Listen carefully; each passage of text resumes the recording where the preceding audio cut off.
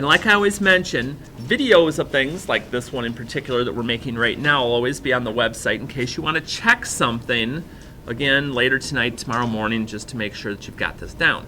So, okay, Exponent mini quiz preview. Basically, you can get by if you've got 4 basic things that you basically have under control. So here's what we're looking at. When we are multiplying, we add the exponents.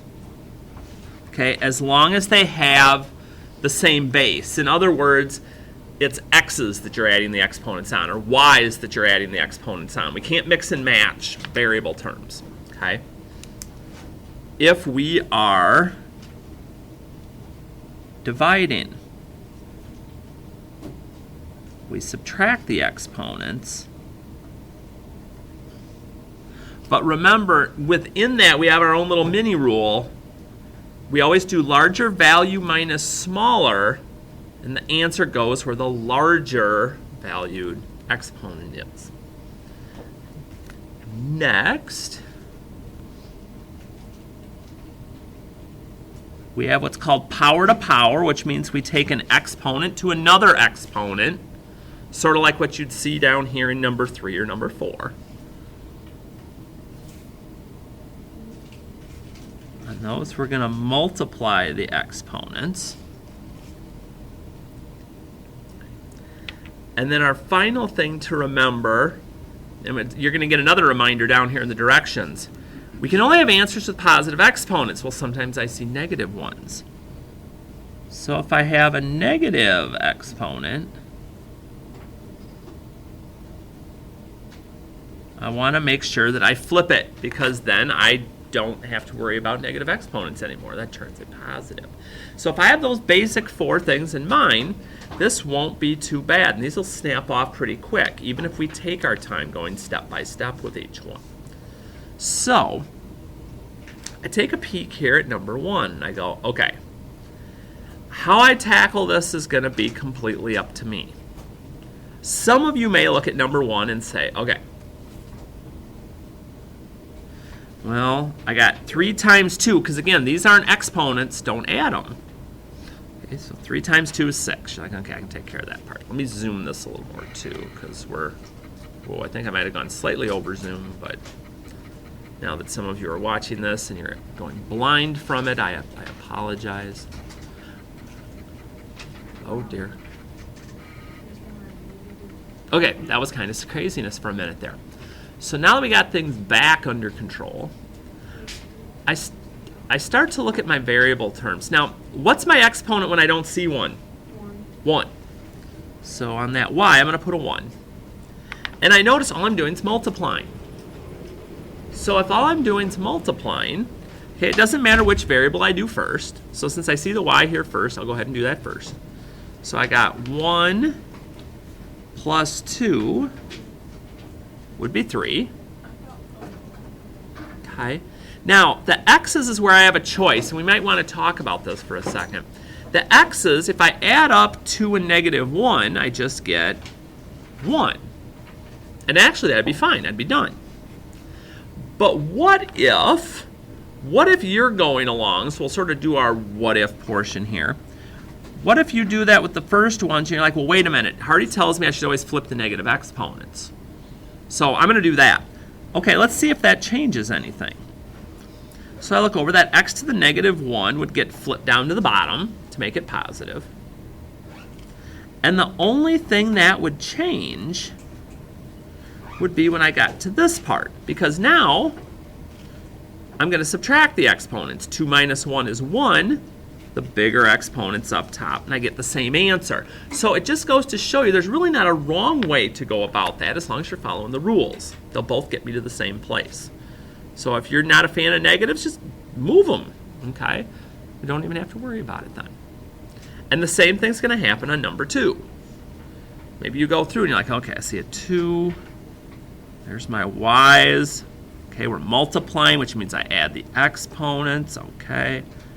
And then there's no other x's, but it's a negative, so I want to get that situated. Thank you. So that gets flipped down to the bottom. And I take one more look to make sure I don't have the same base in more than one place. This is x, this is y, I can't put them together anymore. That's all I gotta do. Again, I wanna keep my life simple when it comes to things like that. And then as we move down the sheet, we're gonna keep adding parts to this, so they're gonna get a little more complex. Okay, we already talked about how if I don't see it, bless you, an exponent on something, we assume it's a 1. So once I do that, I'm going to distribute my exponent through. And when I distribute my exponent, like we said up top, we're going to multiply them. So multiplying power to power. Exponent to exponent, we times them, guys. So 3 times 3 is 9. 3 times 3 is 9. And the only thing left for me to do is to simplify that number in front, my coefficient. So what's 3 to the third power equal? 27.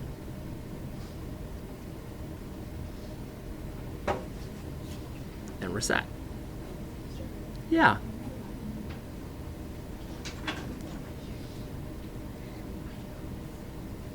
So now we kind of get to combo.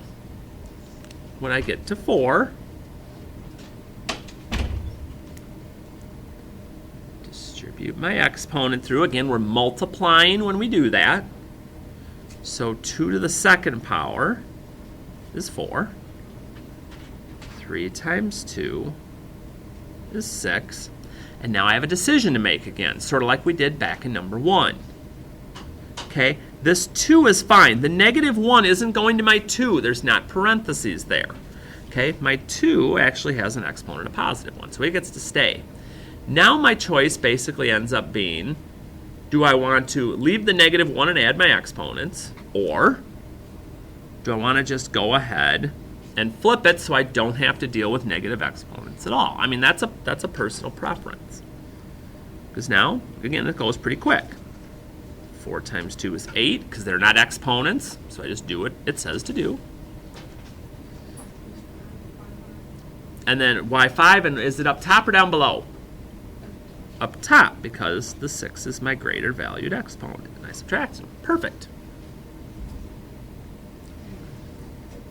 So it really is. This is just making sure that you're being patient with the number of rules that you have. Okay. Lots of exponents. So lots of these. And again, it's details like making sure I'm not adding them when I'm going power to power. Or once I do get that worked through. Now going through and going, okay, let's see. Well, I don't like negative exponents. So maybe I decide that I'm looking at this and I'm going, okay, so that's got to move down below because it's negative. Well, the rest of these guys are okay.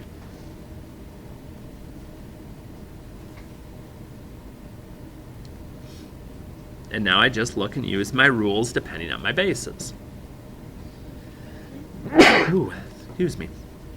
So I look at my y's, I'm like, ooh, I'm multiplying. So I add those up. With the x's, I'm subtracting. Yeah, 8 minus 8's just 0. So the x's are gone. Because again, we've talked about before, if I get something to the 0 power, that equals 1. It doesn't equal something to the first power, it just equals 1, period. So it basically just kind of disappears. And so as we do the rest of them, again, I am a big proponent of one step at a time.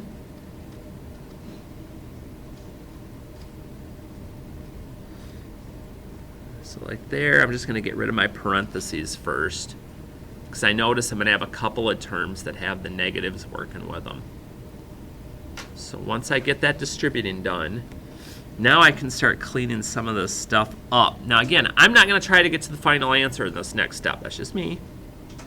All I'm going to do is write down now if it's a positive exponent, it's staying. If it's a negative exponent, I'm flipping it.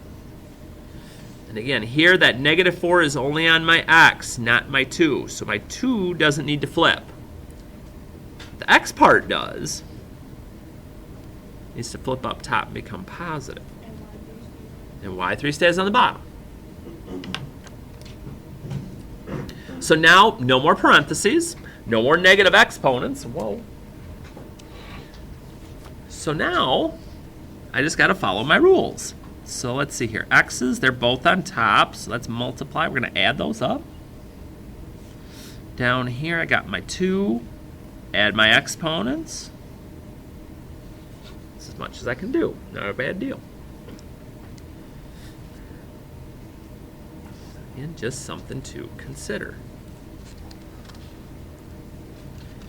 And to be perfectly honest, it's not going to get any harder than this. It's all basically at this point just going to be, do you pay enough attention to detail to make sure everything works out well? So like here again, 2 to the third is 2 times 2 times 2. It's not 2 times 3. And my y's we're dividing. 6 minus 1 is 5. Bigger exponents up in the numerator. Ready to roll.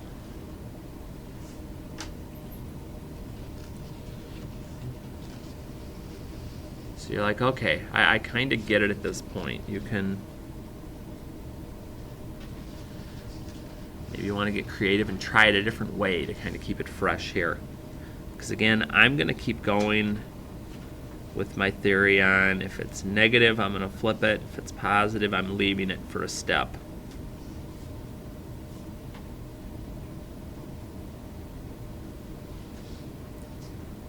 Because if I take that one moment, more likely, less bad things are going to happen to me. So let's see here. So I got 4m to the 4th, because I added those, and n cubed, and 3. What's that? Up here, because I've got 2, and then I got 2 more here. I haven't quite gotten it completely situated yet, because again, I'm just trying to take it step by step, clean things up, because then I can get here, and I'm like, okay, well now I'm just dividing, so I'm going to subtract my exponents. 4 minus 3 is 1, bigger exponents up top. 3 minus 2 is 1, bigger exponents up top. And we're set.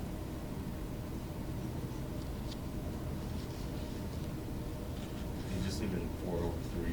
Yeah, we don't want to go to a decimal. I mean, if it would have been something like 6 over 3, we'd reduce it down to 2. But yeah, if it's something that comes out fractional, or if you punch it in the calculator, it's a decimal, I'd want to reduce it as far as I can, but we don't want to do any decimals. But if it was like 6 over 3 with 2 on the top or the bottom? The top. It's kind of like the exponent rules that way. Wherever the larger number is at, that's where my answer is going to be on those. All right. Good question. Yep, if I ever get one, and I'm even looking at these, wherever the larger value is, if I get down to a single value, that's what I want to do. So here I'm like, oh, there's nothing up there to do. I guess I just get to clean up down below here to start. So 3 times 2 is 6. Put my x's together, x to the 4th. Put my y's together, y to the 5th. And this may kind of go along with what we were just talking about. Because I look at 4 over 6, and I'm like, well, if I go to my calculator and I do 4 over 6, I'm going to get a decimal. Now, I don't want to do that. But if I can reduce the fraction, that I do need to do. And then I just go to my rules. 4 minus 2 is 2. Numerator, denominator? Denominator, because that's where the larger valued one's at. 5 minus 2 is 3.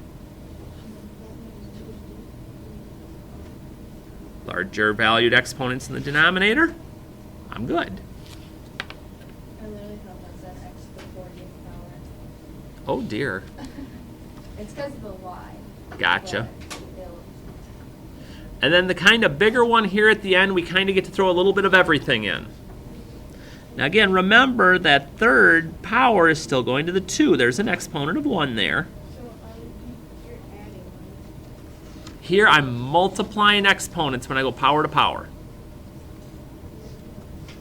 So I've got 2 to the 3rd, x to the 6th, y to the negative 3rd, and I'm actually just going to leave the denominator alone this first time through. Because I tend to, when I try to do too many things at once, I start not paying attention to detail here, and it gets kind of ugly. So before I get going here, let's see. All right, let's clean up all this negative stuff. 2 to the 3rd is 8. X to the 6th, y, you're not, that's not good. So we're going to flip you down to the bottom, down to the denominator. So the 2x, the 2 goes in. Right, the 2 gets to stay because, again, it has an exponent of 1, which is positive. But that x to the negative first needs to flip. And that y to the 3rd's okay, but y to the negative first is not. X to the negative 2nd is not. And y to the 4th is good. Right where it is. So we've cleaned up a lot already. We just got a little bit left to play with, and we're going to be done here. So let's see here. I got 8 over 2, which is 4. Larger valued coefficient up top, so that's where my 4 goes. And then let's see what I can clean up here. So x, I got 6, plus 1 is 7, plus 2 is 9. Wait, why did it say the 4 now? Because I've got, Oh, okay. yeah, that 2 hanging out down there.